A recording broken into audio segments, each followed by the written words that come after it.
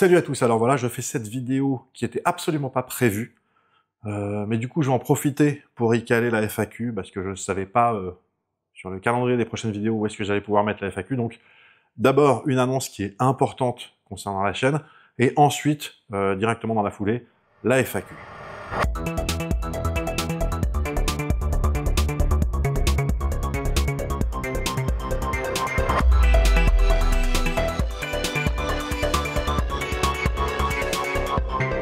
Lorsque j'ai fait le crowdfunding sur la chaîne, j'avais mis en place un certain nombre de règles concernant la publicité. J'avais dit, je vais résumer ça très simplement, hein, vous allez voir, c'est très clair. J'avais dit, quand une vidéo est sponsorisée, par exemple par NordVPN, Incogni, Holzkern, Novium, etc., une vidéo sponsorisée, la vidéo n'est pas monétisée. Pas monétisée, ça veut dire qu'il n'y a pas de YouTube Money. Ça veut dire que vous ne voyez pas de pub mise en place par YouTube, ni avant, ni pendant, ni après.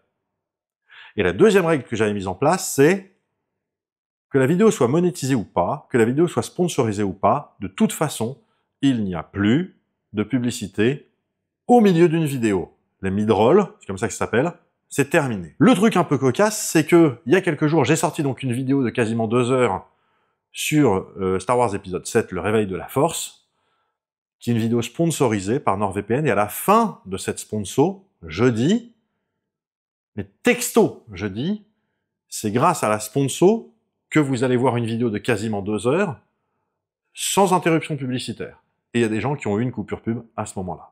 J'ai vu d'un coup plein de messages de gens qui me disaient « Bruce, j'en suis à 25 minutes de vidéo, c'est la 5e pause pub, qu'est-ce qui se passe ?» On se fait tabasser par la pub, on sait que c'est pas normal, tu nous avais dit « S'il y a de la pub, il faut qu'on te prévienne parce que c'est pas normal. » Donc qu'est-ce qui se passe? Alors, au début, je me suis dit « Merde, si ça se trouve, la vidéo a été claim sans que je le sache, j'ai pas réagi. » Enfin, je m'attendais à tout, sauf à ce que j'allais trouver. J'ai contacté le support YouTube, je leur ai exposé le problème en disant « Qu'est-ce qui se passe ?» Ils m'ont dit « Mais il n'y a pas de problème, en fait c'est normal. C'est parfaitement normal. Quand vous décidez de ne pas monétiser une vidéo, YouTube se réserve le droit de la monétiser eux-mêmes. » Voilà, donc YouTube a monétisé ma vidéo. Et là, vous imaginez bien que quand c'est YouTube qui le fait, ça veut dire que c'est un système automatique qui est en place, hein.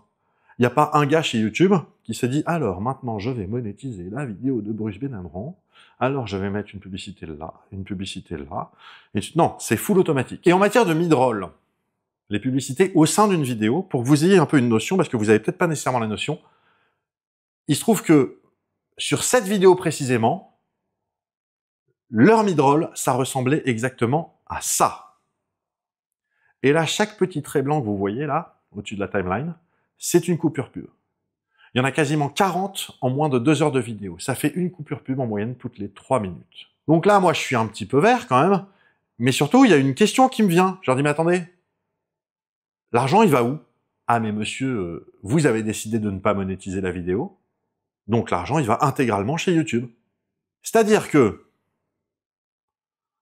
vous vous retrouvez massacré de pubs. Ce qui fait qu'il y en a plein qui lâchent l'affaire, parce que je suis 100% d'accord avec vous, ce n'est pas regardable comme ça. Donc vous êtes massacré de pubs, et il n'y a pas un centime qui va chez moi. Donc on est d'accord, entre vous et moi, c'est perdant-perdant. Il n'y a que YouTube qui est gagnant dans l'histoire, hein. Et comme c'est dans les conditions générales d'utilisation de YouTube, enfin, dans une mise à jour des conditions d'utilisation de YouTube, il faut savoir, c'est un truc, c'est comme ça que ça marche YouTube, hein. C'est YouTube, il y a des règles, voilà. Et les règles, elles changent continuellement, et puis bah vous êtes censé être à jour. Mais comme c'est dans les règles de YouTube, je me retrouve contraint pour contourner ce truc-là, ou pour résoudre ce truc-là, parce que je le contourne pas vraiment en réalité, de prendre une décision dont je suis désolé. Je vous le dis tout de suite, je vous prie de m'excuser pour la décision que j'ai dû prendre. Et la décision, donc c'est le cœur de cette annonce, et la décision est la suivante. Dorénavant, toutes les vidéos de ma chaîne seront monétisées, y compris les vidéos sponsorisées. Ce que ça signifie, c'est que vous aurez potentiellement une pub avant, et potentiellement une pub après.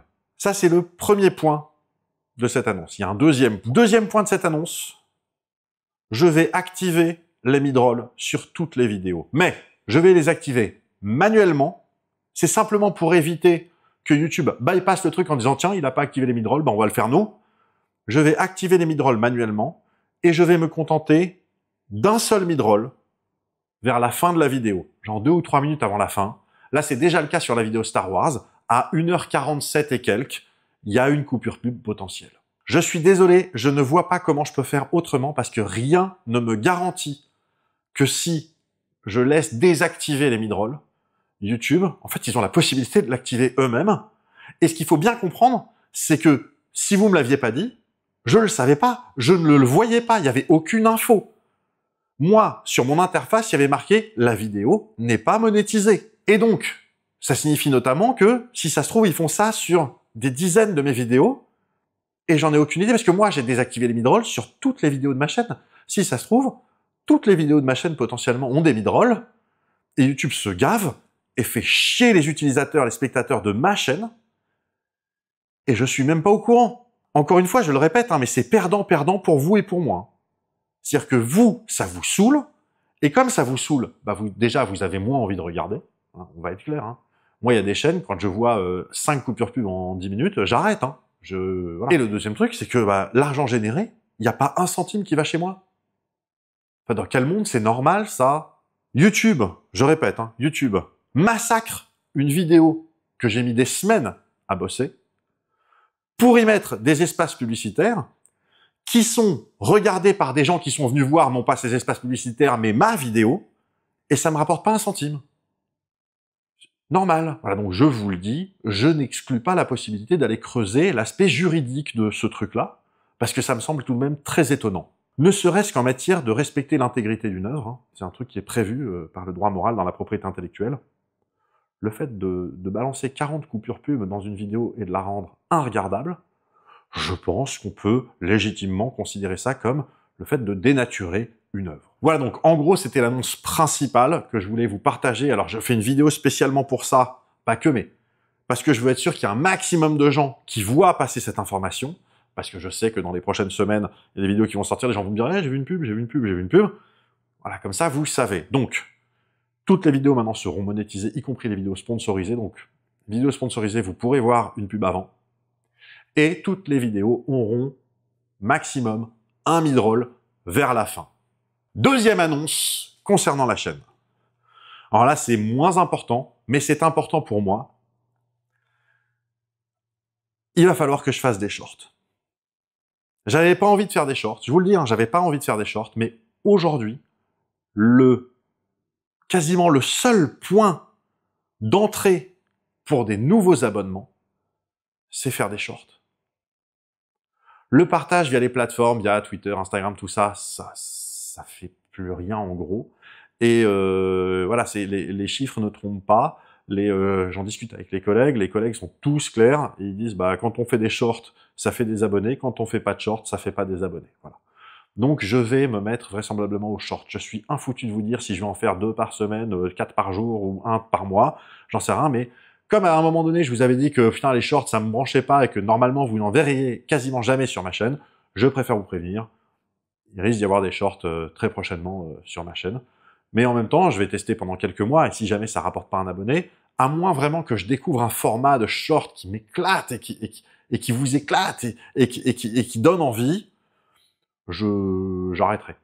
Là, c'est véritablement parce qu'à un moment donné, il faut que ma chaîne continue de se développer, sinon elle ne peut que se déliter. On en vient maintenant à la FAQ. Donc, alors évidemment, tout est chapitré en bas, hein, ça, voilà, vous savez, je sais, nous sachons. Alors, ça va être très informel, hein, je vais lire. J'ai pris des questions donc, qui ont été balancées sur le Discord. Je vais lire les questions et je vais vous donner la réponse. Envisages-tu de proposer un jour du merch? Alors, c'est un truc auquel je réfléchis depuis des années. Alors, il faut pas des années pour mettre en place un système de merch, hein, c'est juste que ça n'a jamais été ma priorité. Donc du coup, c'est un projet qui traîne dans un coin de ma tête depuis longtemps. Assez rapidement, quel est mon souci? J'ai envie d'éviter un effet Spreadshirt. Alors, j'ai rien contre Spreadshirt, hein, et puis j'ai rien contre les gens qui font du merch sur Spreadshirt, mais je vous explique assez rapidement le problème que j'ai. Sur un site, alors il n'y a pas que Spreadshirt, mais sur un site de ce type-là, en gros, ce qui se passe, c'est que pour un t-shirt, le t-shirt de base, il va être à peu près à 20 balles, mettons. Et ensuite, moi, je vais mettre une illustration dessus, et le t-shirt, je peux le vendre au prix que je veux.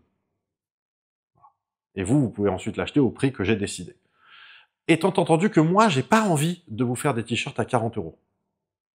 Donc, ça veut dire que sur un t-shirt qui à la base va être à 21, 22 €, je vais faire bosser un illustrateur pour ajouter une illustration, Le t-shirt, il va être vendu 24 ou 25 €, donc vraisemblablement 30 €, frais de port compris. Donc en gros, ça vous coûte 30 balles, et ça va rapporter, à se partager entre l'illustrateur et moi, 1 € ou 1,50 €. Voilà. J'ai pas spécialement envie. Moi, je préférerais plutôt partir sur un modèle où j'arrive à trouver des t-shirts de qualité, mais à un prix plus un prix de gros, quoi. C'est-à-dire que le t-shirt, je suis désolé, mais le t-shirt à 20 balles, c'est le prix public, c'est le prix au détail, grand public, voilà. Donc, un t-shirt, mettons, je dis n'importe quoi, j'invente, hein, à 12 € ou à 13 €. Ouais, mettons 13 €. Là-dessus, je conçois une illustration, je fais bosser un illustrateur pour qu'il la fasse, le t-shirt, on le vend 20 €, ça fait 7 € qu'on se partage entre l'illustrateur et moi. Dans l'idée, ce que je souhaite, c'est pouvoir, si jamais je fais du merch, vous donner du merch de qualité, qui coûte pas un bras, et qui rapporte au moins à l'illustrateur qui bosse dessus. Moi, je suis pas illustrateur, c'est-à-dire que si c'est pour faire un t-shirt avec une phrase, je peux le faire. Si c'est pour faire un t-shirt avec un truc un peu joli, je ne saurais pas le faire. Donc, je ferai bosser quelqu'un dessus, et je veux que cette personne s'y retrouve, et que moi, je m'y retrouve. À aucun moment, on est clair, à aucun moment, y-penser va devenir prioritairement une société qui vend du t-shirt. Le but, c'est pas qu'on devienne riche en vendant du merch. Mais le but, c'est qu'on puisse s'y retrouver. Et donc, tant que j'aurai pas cette solution-là, et encore une fois, je le répète, c'est pas ma priorité, donc je suis pas en train de courir après des solutions, tant que j'aurai pas trouvé de solution acceptable, ça n'arrivera pas, et en même temps, est-ce que c'est vraiment grave? Peut-on voir le making-of du générique de fin? Non. Là, je vous le dis, c'est clair et net, c'est non. De toute façon, il n'y a aucun intérêt à me voir devant un fond vert en train de faire des trucs comme ça. Je dis, voilà, c'est évidemment ridicule, évidemment. Enfin, cela dit, il faut que j'arrête de dire, faut jamais dire jamais. Peut-être qu'un jour ça sortira, voilà, mais c'est pas du tout prévu. Un nouveau roman est-il en préparation? Alors oui, j'ai quelques idées, je bosse sur plusieurs sujets. Encore une fois, aujourd'hui, ma priorité, c'est, et depuis le crowdfunding, hein, ma priorité, c'est la chaîne YouTube. C'est refaire des vidéos à un rythme régulier et développer la communauté. Et c'est compliqué, mais pour plein de raisons. Je ne vais pas vous saouler avec ça, c'est pas le sujet, mais voilà, c'est compliqué, donc ça occupe beaucoup de mon temps. Mais j'ai quelques idées, donc je les note, je les mets quelque part, j'ai un dossier avec dedans des fichiers, avec des idées, des machins. J'y travaille, mais c'est pas du tout ma priorité aujourd'hui. Ma priorité aujourd'hui, c'est pérenniser la chaîne y-penser. Sachant que, vous l'aurez compris, la chaîne y-penser aujourd'hui, je veux favoriser au maximum les sponsors. Parce que je ne peux pas compter sur YouTube. Je pense que c'est clair maintenant, hein, je pense que vous avez compris. Alors, je vais pas dire que c'est moi qui ai un problème avec YouTube, je pense que la plupart des créateurs ont des problèmes avec YouTube. Les gros créateurs ont des solutions pour ces problèmes. Et d'une manière générale, je vais pas balancer le nom, mais d'une manière générale, pas tous, mais d'une manière générale, ils s'en foutent un peu que ça cause des problèmes aux plus petits créateurs. Moi, ça me gêne déjà plus. Raison pour laquelle je suis en ce moment en litige avec YouTube. J'aurai sans doute l'occasion d'en reparler prochainement, publiquement, dans une vidéo, dans le détail et tout. Là, c'est vraiment pas le propos. Vas-tu mettre en ligne le générique de fin? Alors oui, ça c'est un truc que j'ai annoncé depuis longtemps en plus. La musique complète du générique de fin, parce que ce que vous entendez à chaque fois en générique de fin, c'est la deuxième partie d'un morceau qui est beaucoup plus long. Et c'est prévu. Il faut juste que je finisse le mixage du morceau complet et que je le mette en ligne. C'est toujours la même chose, c'est toujours une histoire de priorité. Là, par exemple, je vois jusqu'à la fin de l'année, je vais quasiment sortir une vidéo par semaine. Donc, ce sera pas d'ici la fin de l'année. Vous voyez, en fait, c'est continuellement... il faut une tempête parfaite à un moment où vraiment, je suis dans un creux d'activité, que j'y pense, et que, voilà, il faut une concordance de plein de trucs pour le faire, mais oui, bien sûr, oui. Ce sera vraisemblablement sur SoundCloud ou un truc équivalent, ce sera peut-être aussi sur ma chaîne secondaire, je le mettrai peut-être aussi sur YouTube pour ceux qui veulent utiliser en YouTube Music, et je verrai si c'est compliqué ou pas à mettre sur des plateformes genre Deezer, Spotify, je sais pas du tout. Si ça se trouve, c'est ultra simple et c'est 3 clics, si ça se trouve, c'est hyper compliqué, il faut justifier qu'on a fait tant d'œuvres en moins de tant d'années, j'en sais rien. Je verrai, mais d'une manière ou d'une autre, oui, ce sera disponible. La preuve par vieux sur des mathématiciens. Pourquoi pas? Pourquoi pas? C'est vrai que j'ai déjà envisagé de faire la preuve par vieux sur Évariste Galois. Pour l'instant, ça s'est pas fait parce que j'avais trouvé que très peu d'infos, finalement. C'était ça pourrait typiquement être un sujet de short, en fait, parce que j'ai pas grand chose à dire sur Évariste Galois, à part l'anecdote concernant sa mort. Mais à la preuve par vue sur Gödel, ce serait pas déconnant du tout. Il y a sans doute aussi plein de choses à dire sur des gens comme Gauss, sur Euler, ou, je sais pas moi, ouais, Dirichlet, Euclide. Donc pourquoi pas. Où en est-on des rencontres URL et de la campagne en général? Alors, la campagne en général, toutes les vidéos qui devaient être faites ont été faites, à l'exception de 2 vidéos bonus qui n'ont pas encore été faites. Une parce que j'ai pas eu le temps de m'y coller, et une autre parce qu'elle est compliquée à mettre en place. Donc celle que j'ai pas eu le temps de m'y coller, c'est la preuve par vieux sur Aristote. Il est en préparation. J'ai d'ores et déjà un accord de principe de Monsieur Phi qui accepte à minima de lire le script et de valider le script, de me corriger si je dis des conneries, etc. Donc ça sortira avec son aval. La deuxième vidéo, où là c'est vraiment un truc beaucoup plus compliqué à mettre en place, c'est la vidéo où on refait des scènes célèbres de films, mais de façon un peu suédée. Donc ça, voilà, l'écriture est encore en cours, il y a déjà pas mal de trucs qui sont écrits, mais à un moment donné, il va falloir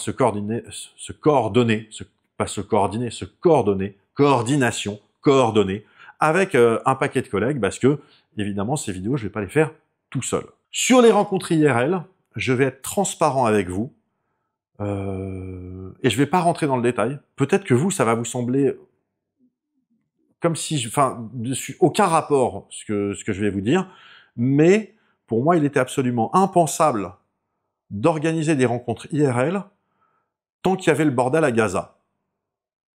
Je sais que pour vous, vous avez sans doute l'impression que je vous dis 2 + 2 = mercredi, mais je vous assure que ça tombe pas de nulle part. Donc, les choses sont pas encore complètement calmées, mais une fois qu'elles seront calmées, on pourra envisager de faire ces réunions IRL. J'ai pas oublié, je vous les dois, hein, ces réunions. Vas-tu refaire un crowdfunding? Alors, sur le principe, vous m'auriez posé la question il y a 1 an, je vous aurais dit, bah évidemment que non. C'est pas du tout, bah non. Là c'est bon, on a un rythme de vidéo qui fonctionne, il y a des sponsors, il y a la monétisation, il y a machin. Mais je me rends compte que les choses deviennent compliquées avec YouTube, vraiment compliquées. Donc, si vous me posez la question aujourd'hui, je vous dirais, est-ce que je refais un crowdfunding? Non. Mais, c'est-à-dire qu'aujourd'hui, c'est toujours pas prévu. Mais je me dis qu'il n'est pas impossible que très prochainement, je me retrouve avec énormément de frais juridiques vis-à-vis de YouTube. Qu'il n'est pas impossible que je me retrouve aussi avec des vidéos démonétisées, des vidéos de... Parce que ils ont beau dire à chaque fois, mais... Pareil, je veux dire, chaque fois qu'il se passe un truc, comme par hasard, dans la foulée, je me retrouve avec une vidéo démonétisée, ou avec du trafic incorrect, ou avec je ne sais quoi. Donc ça devient compliqué, sachant en plus par ailleurs, et ça c'est un truc qui va affecter tous les créateurs, c'est que YouTube, donc ça vous l'avez vu, ils ont mis en place une feature qui en plus est une feature, en vrai c'est confortable, hein. C'est quand vous avez une sponsor, vous faites avance sur le lecteur, et ça avance automatiquement à la fin de la sponsor. Ah, c'est pratique. C'est très pratique pour le spectateur, ça, je vais être d'accord avec vous. YouTube le fait pas parce que c'est pratique pour vous. Il le fait parce que c'est une sponsor qui lui rapporte pas d'argent à lui. On va être clair, hein. Après, voilà, c'est business is business. Ok. Le truc, c'est que, à un moment donné, ça va peut-être finir par gonfler les sponsors. Donc je pense que les sponsors, encore aujourd'hui, ils regardent pas vraiment ça. Eux, ils regardent combien de gens ont cliqué sur le lien, combien de gens ont commandé des produits, ont pris des abonnements, etc. Et en gros, tant que ça fonctionne, ils sont contents.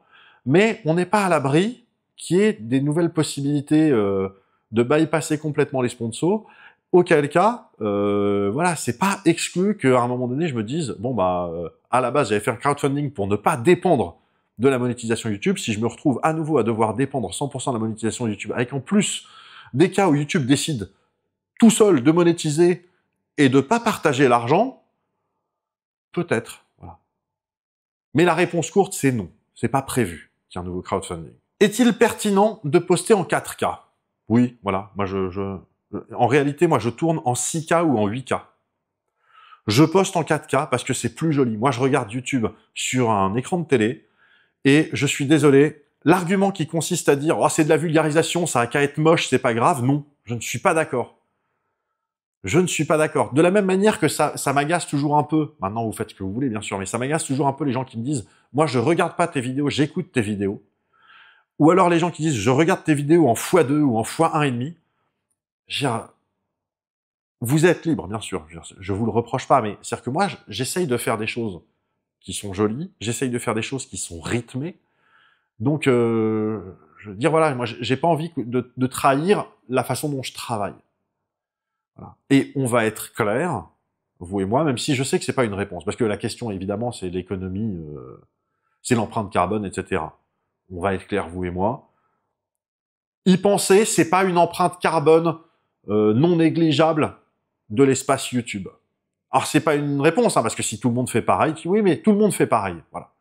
Donc, moi, je suis désolé. Moi, j'ai la possibilité de faire des jolies images en 4K, je fais des jolies images en 4K. Voilà.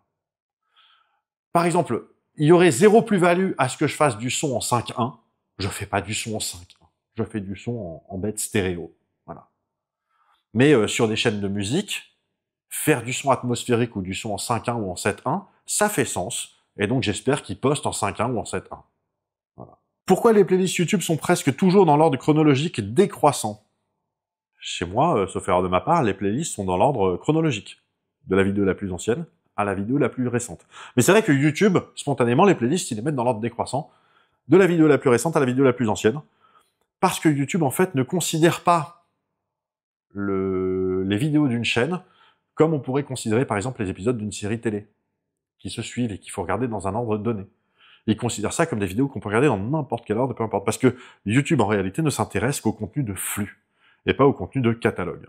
Pourquoi n'y a-t-il plus de musique de fond dans les épisodes? Ah, alors, ça pour une raison simple, c'est que je ne travaille plus avec la grande table production. Alors on n'est pas fâché ni rien, c'est juste qu'à un moment donné, il avait fallu que je fasse des coupes, des machins, je leur avais dit écoutez les gars, je ne peux plus, voilà. donc on avait arrêté, j'ai pas repris depuis. Ça fait longtemps que je me dis qu'il faudrait que moi je m'y colle et que je fasse quelques musiques d'ambiance. Alors après je sais qu'il existe aussi des librairies complètes de musique libre de droit ou de machin. En plus j'ai des abonnements à des sites de stock photo et compagnie sur lesquels on peut trouver des musiques. En vrai, quand je regarde mes vidéos, quand je suis sur le banc de montage et que je regarde la vidéo, ça ne me manque pas le fait qu'il n'y ait pas de musique. Je sais que c'est comme pour le reste, c'est se tirer une balle dans le pied, c'est-à-dire qu'il y a besoin d'occuper le vide. Ça, c'est voilà, c'est un besoin que vous avez tous, et moi aussi en tant que spectateur, hein, on a besoin d'occuper le vide. Voilà, et moi j'aime bien laisser de la place au vide. Parce que voilà, il faut arrêter de s'abrutir devant... et je dis pas ça pour vous, hein, je le fais moi le premier. Hein. Mais, je veux dire, on n'a pas besoin d'avoir une musique de fond tout le temps, qui change, dès qu'on change de plan, hop, c'est une autre musique, et avec en plus une compression dynamique, histoire que tout soit toujours à un niveau égal aussi fort. Je préfère largement le silence. Alors, ça fait souvent un son qui est un peu moins propre, enfin, qui a l'air moins propre, parce que la musique de fond, ça camoufle énormément de défauts du son, mais j'y travaille, j'espère que vous l'entendez, qu'à mesure qu'on avance, j'ai un son de plus en plus propre. Et simplement parce que je viens de dire ça, je suis absolument certain que je me suis jinxé que cette vidéo aura un son dégueulasse. C'est sûr et certain. Qu'est-il arrivé au Flash la fois où Aristote a eu raison? Ah, eh ben, il a été retiré, pour une raison simple, c'est que cette histoire, Monsieur Phi m'a pointé du doigt que cette histoire était fausse. Et j'ai creusé, il avait raison. Et donc, ce que j'ai fait quand il m'a pointé le doigt dessus, ce que j'ai fait, c'est que j'ai d'abord fait un erratum au niveau du titre de la vidéo et au niveau de la description. C'est-à-dire le titre de la vidéo, c'était erratum : attention, lisez la description. Dans la description, je disais que l'histoire était fausse et que j'allais finir, que je laissais quelques semaines pour que les gens qui éventuellement tombaient dessus voient le message et que j'allais finir par la retirer. Et c'est donc chose faite, la vidéo a été retirée. Que penses-tu de Wikipédia? D'une manière générale, je pense beaucoup de bien de Wikipédia. En revanche, il y a deux sujets sur lesquels il faut faire très attention. Il y a deux sujets sur lesquels il faut faire très attention. Il y a un premier sujet qui est la manipulation politique de Wikipédia, notamment de voir par exemple les différences de traitement d'un même sujet selon les langues. Selon les langues du sujet, c'est-à-dire que une page Wikipédia en russe et en anglais dira pas nécessairement la même chose sur les mêmes sujets. Et ensuite, il faut faire attention aussi à des manipulations qui sont faites sur ces pages dans le but de tromper les IA qui se forment en lisant ces pages. Ça a l'air lunaires comme ça, on dirait que c'est de la SF, complotiste de je sais pas quoi, c'est des choses qui arrivent quotidiennement. Quotidiennement, il y a des bagarres, il y a des guerres sur Wikipédia, sur des modifications de pages, et on est sur des sujets qui sont très très importants pour certains, très très graves. Il s'agit pas à un moment donné d'aller tracher un youtubeur ou un machin. Voilà, il s'agit de sujets graves, de sujets sérieux, de sujets politiques, de sujets religieux, de sujets économiques, de sujets historiques. Et voilà, donc il faut faire très attention à ça. Et je sais pas si Wikipédia est armé correctement contre ça, j'espère. Ça et contre aussi le danger vis-à-vis des IA. Comptes-tu être plus présent sur Blue Sky à l'avenir? Non. Alors, moi, ce que je constate, c'est que même s'ils vous le diront pas, je constate qu'il y a plein de gens qui se barrent de Blue Sky, parce qu'ils sont venus en disant, oui, Blue Sky, au moins, c'est une terre de liberté, de machin. Blue Sky, c'est la même merde que Twitter. La même, sauf que, d'une certaine manière, c'est pire, parce que c'est la même merde, mais avec des gens qui étaient censés s'être retrouvés là pour pas que ce soit la merde. Donc, c'est, voilà. Et moi, Blue Sky, avant même que j'ai posté le moindre truc, il y avait déjà des listes de blocage, c'est-à-dire que les gens qui me suivaient sur les réseaux étaient bloqués sur Blue Sky.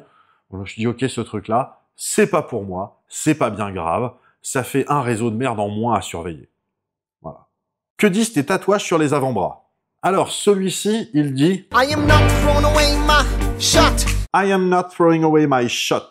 Ça vient de la comédie musicale Hamilton, et ça signifie je ne laisserai pas passer ma chance. En gros, voilà, je ne traduis pas littéralement, je paraphrase, c'est-à-dire je ne laisserai pas passer ma chance. Et celui-là, qui est en hébreu, en fait, c'est la deuxième partie d'un poème qui a été rédigé par, si je dis pas de conneries, le Rav Nachman de Breslev. Le poème en entier, c'est Kol Ha'olam Kulo Kesher Tsar Meod Ve'Aikar Lo Lefachet Klal, ce qui pourrait se traduire par le monde entier est un pont étroit, l'essentiel est de ne pas avoir peur du tout. Et donc là, c'est ce qu'il y a écrit ici, Ve'Aikar Lo Lefachet Klal, l'essentiel est de ne pas avoir peur du tout. C'est un tatouage que je me suis fait pour le premier anniversaire du 7 octobre. Comment ça va?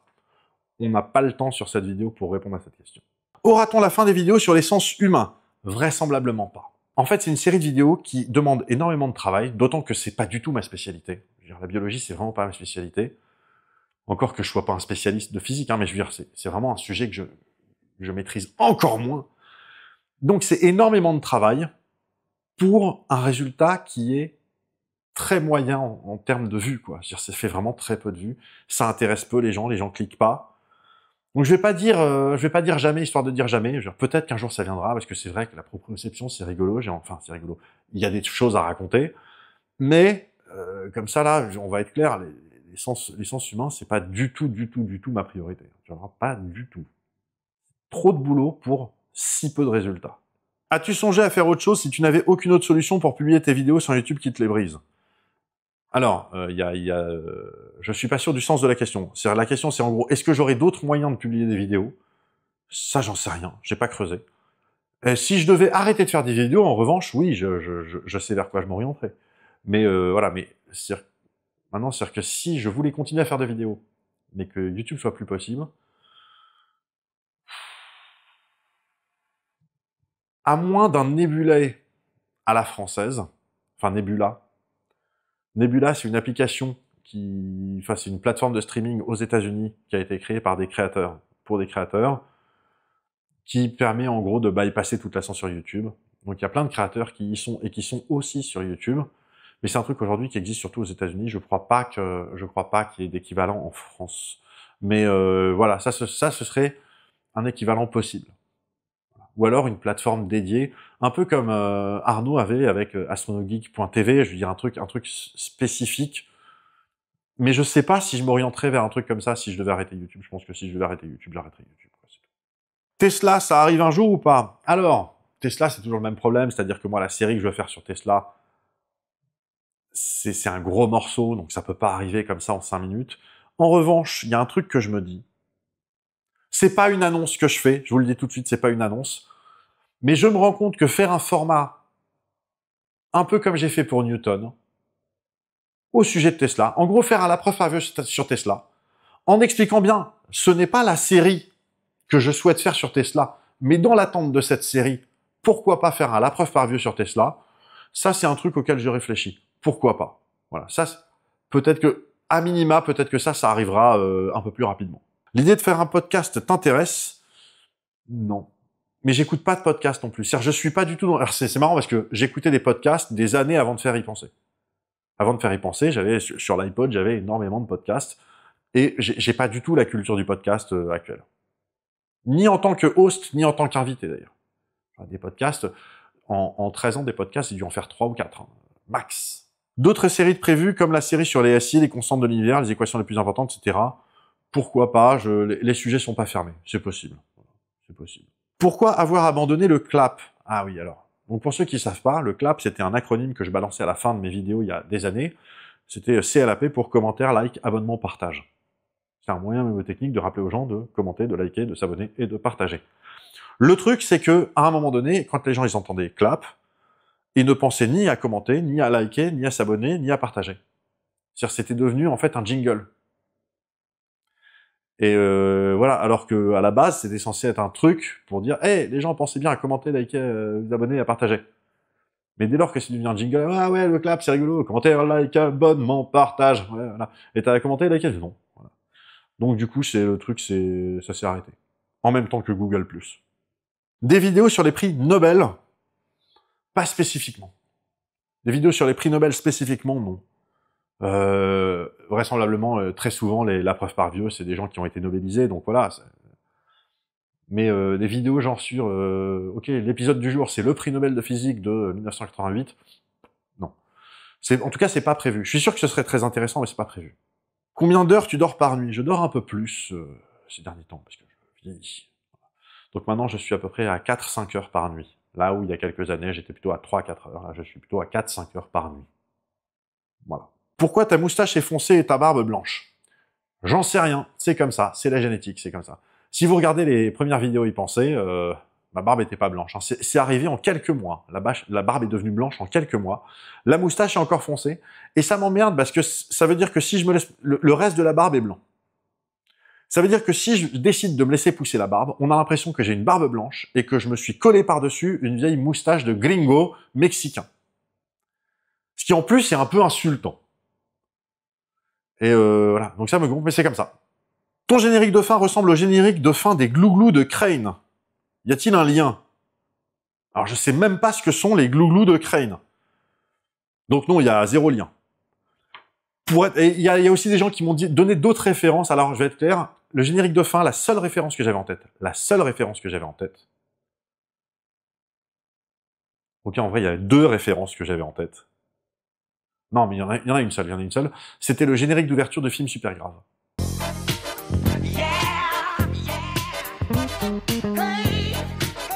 Et quelque part, je pense que ce générique-là s'inspire à la base des premières publicités pour iPod. Mais ce que j'avais en tête vraiment moi là-bas, c'était le générique de Super Grave. Écoutes-tu du métal? Non. J'aime bien le métal, hein, j'ai rien contre, mais alors, déjà j'écoute, au bout du compte, j'écoute très peu de musique. J'écoute beaucoup trop peu de musique, à mon goût d'ailleurs. J'écoute très peu de musique. Et j'écoute quasi exclusivement de la musique que je connais déjà, depuis longtemps, parce que en fait, j'écoute pas la musique, je dissèque la musique. Il y a des gens qui trouvent ça chiant parce qu'ils disent ah, tu peux pas juste te laisser porter, puis non, je peux pas juste me laisser porter. Moi, je veux entendre que à un moment donné, ah tiens, il y avait un triangle qui a fait ding dans le coin que j'avais pas entendu avant. Voilà. Donc j'aime bien quand j'écoute du métal, j'aime bien le métal, mais j'écoute pas de métal. Tu avais dit qu'il y aurait d'une manière ou d'une autre une suite à RL3, où en est-on? Et te donnes-tu une limite de temps avant d'envisager un autre format? Alors oui, j'avais dit qu'il y aurait d'une manière ou d'une autre, en fait, ce que j'avais dit précisément, c'est d'une manière ou d'une autre, je raconterai l'histoire. C'est-à-dire, si je peux pas le faire en série, en web-série, ou en série télé, ou en film, ou en je ne sais quoi, je le ferai en BD, ou en livre, ou sur un blog, je trouverai un moyen de raconter l'histoire, quitte à ce que je termine un jour par être simplement en face caméra et vous dire, bon bah voilà, je vais vous raconter, et après il se passe ça, il se passe ça, il se passe ça, il se passe ça, il se passe ça, voilà. Où est-ce qu'on en est? C'est, comme je l'avais déjà dit, pour faire la suite d'RL3, il faut une véritable production audiovisuelle, au sens où on est sur des trucs qui vont coûter 400 millions, n'importe quoi, 400 000 euros, 500 000 euros, 600 000 euros, 1 million d'euros. Voilà, on est sur des budgets qui sont pas des budgets YouTube, Donc on est sur des productions qui sont pas des productions YouTube, et donc on est sur des temps qui sont des temps longs, avec des gens où il faut toquer à des portes, les portes s'ouvrent, puis se ferment, faut passer par la fenêtre, faut retoquer, faut rappeler, faut machin. C'est long, c'est compliqué, et il n'y a absolument aucune garantie d'y arriver. Et pour l'instant, je me donne pas de deadline pour y arriver, où je dirais, bon, trop tard, c'est bon, maintenant, je le ferai plus. Y a-t-il une possibilité de réconciliation avec les zététiques françaises? Bah non, puisque c'est mort. J'espère que vous avez compris que la zététique, c'était mort. La zététique, c'est définitivement terminé. À la seconde où la zététique a décidé de s'idéologiser, la zététique est tombée dans les travers qu'elle dénonce. Donc c'est mort. L'esprit critique, ça existe toujours. La méthode critique, ça existe aussi. La zététique, ça n'existe plus. J'en veux pour preuve le fait que, je sais pas quel pourcentage de zététiciens passent aujourd'hui un temps considérable à rappeler qu'ils ne sont pas zététiciens. C'est-à-dire que le mot lui-même est entaché. C'est terminé. La zététique, c'est terminé. Voilà. C'est ce qui se passe quand on joue au con. Quand on joue au con et qu'on donne des leçons aux autres en se basant non pas sur une méthode sceptique, mais en se basant sur des opinions personnelles et une morale, une éthique personnelle qu'on estime être au-dessus de celle des autres, c'est ce qui se produit par la suite. Et c'est aussi ce qui fait que, dans ces milieux-là, les gens finissent par se bouffer entre eux. Parce qu'à un moment donné, à force de dégager tous ceux qui n'étaient pas suffisamment éthiques, ils finissent par plus trouver suffisamment éthiques entre eux. Ça, pour le coup, c'est un truc qui est très connu, c'est pas spécifique aux zététiciens, ce que je raconte. C'est n'importe quel mouvement de puristes, au bout d'un moment, vous avez des gens qui se déchirent entre eux. C'est ce qui s'est passé aussi à la Vidéothèque d'Alexandrie, c'est ce qui s'est passé en partie au Café des Sciences, enfin voilà, c'est quasiment n'importe quel groupe humain, si à un moment donné vous mettez des contraintes morales, idéologiques, si vous commencez à politiser les tout, au début c'est tout bien, tout gentil, tant que tout le monde est d'accord, et puis à un moment donné, dès qu'il y a un point de friction, ça part en couille. La zététique, c'est parti en couille, et c'est terminé. Tant mieux. Moi, franchement, c'était un truc que je n'appréciais pas. L'esprit critique, oui. La méthode critique, oui. La zététique, non. Le format, c'est pas ce que vous croyez, reviendra-t-il un jour? D'une certaine manière, il a continué d'exister. Je veux dire, les chansons qui nous mentent, c'est pas ce que vous croyez. Donc, est-ce qu'il reviendra avec ce titre-là, vraiment sous cette forme-là? Genre, je parle d'un film ou d'une pièce de théâtre ou d'un livre au sujet duquel les gens pensent que ça parle de ça, et en réalité, ça parlait pas du tout de ça parlait d'autre chose? Peut-être. Mais là, j'ai pas de sujet... C'est-à-dire que quand j'ai créé ce concept, c'était sur Roméo et Juliette, je me suis pas fait une liste en disant, là, il y aura Roméo et Juliette, mais il y aura ça, il y aura ça, il y aura ça, il y aura ça, il y aura ça. J'ai pas fait ça. Voilà. J'ai peut-être un peu créé à la va-vite un format en n'ayant aucune idée de ce que ça allait donner derrière. Ça arrive. Voilà les gens, c'était tout pour cette FAQ et surtout pour l'annonce qui précédait. J'espère que cette vidéo vous aura pas gavé. Voilà. Si c'est le cas, pensez bien à, que ça vous ait gavé ou non, pensez bien à commenter, à liker, partager, etc. Notamment, je compte sur vous pour aller zioter dans les commentaires, au moins pendant les prochaines semaines. Si vous voyez des gens qui disent « je comprends pas, j'ai vu passer une pub, c'est pas normal, il avait dit que quand il y aurait une sponsor, il n'y aurait pas de pub. » Sans se fâcher ni rien, sans insulter les gens, et sans mettre le lien vers cette vidéo-ci, parce que dans mes commentaires, si vous mettez un lien, le commentaire est zappé automatiquement, pour des raisons évidentes. Voilà. Et donc, dites, voilà, il a fait une vidéo où il explique pourquoi. Comme j'avais aucune idée de pourquoi je faisais cette vidéo à la base, enfin si, je savais, mais comme c'était pas prévu, je n'ai aucune idée de comment terminer cette vidéo, donc je vais le faire simplement. Je vais quand même vous laisser le générique de fin, parce que je sais que vous l'aimez bien. Moi aussi, je l'aime bien, d'ailleurs. Et d'ailleurs, tiens, on parlait du merch. Je réfléchis à peut-être faire un truc par rapport au générique de fin avec du merch. Je vais voir si c'est envisageable. Ce serait un truc qui serait rigolo. Voilà, ce serait complètement con, mais ce serait un peu rigolo, je pense. Et ça ne ferait plaisir que à la communauté. Voilà. Ce serait pas un truc qui aurait vocation à plaire à d'autres, donc il n'y a pas d'idée de scalable ou de ah, on va s'enrichir avec ce merch. Non, ce serait vraiment un... On est de l'ordre du easter egg, quasiment. Voilà. Donc les gens, je vous fais des bisous. On se retrouve très bientôt pour un nouvel épisode. Et d'ici là, bien sûr, portez-vous bien. Et à bientôt.